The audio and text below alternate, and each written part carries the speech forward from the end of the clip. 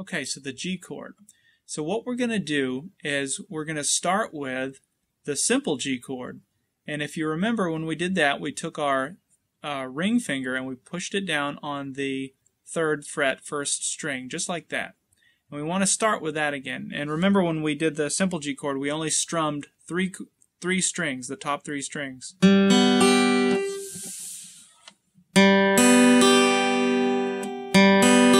Just like that. Well, now we're obviously going to strum all 6 strings. So, and not all full chords will you be strumming all 6 strings, but some of them you do. So, and the G chord is one of those where you actually strum all 6 strings. And so here's what it actually will sound like. You can see.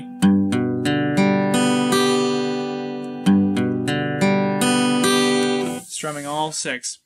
So we start with our simple G chord using our ring finger, and then what we're going to do is we're going to take our middle finger and put it on the same fret, same 3rd fret, and we're going to put it all the way up here on the 6th string or the bottom string, just like that. So you got one on top and one on the bottom. They're both on the 3rd fret, and notice too how close they are to the fret. They're not touching the fret, they're just before the fret. So then that leaves us with our pointer finger, which is just kind of out here, and we're going to put it on the 2nd fret, 5th string, like that. So, and again, just to point out, all of these fingers are placed just before the fret. And what you should get when you create that formation, if you strum the entire chord, starting at the bottom string here,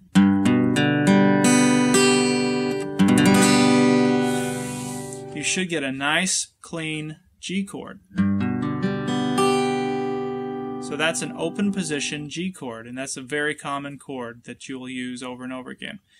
So again, if you're getting any kind of buzzing or popping sounds, or something isn't right, or some of the strings are muted, then you're not doing something right. So you want to make sure that you're getting you get each note to ring out nice and clear.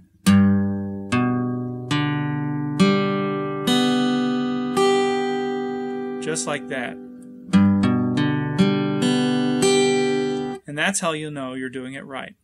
Now, if something is buzzing or is muted like that, what you want to do is you want to make sure that each finger is arched so that it's not touching the other string. That's the most common mistake you're going to make in the beginning, is you'll get a,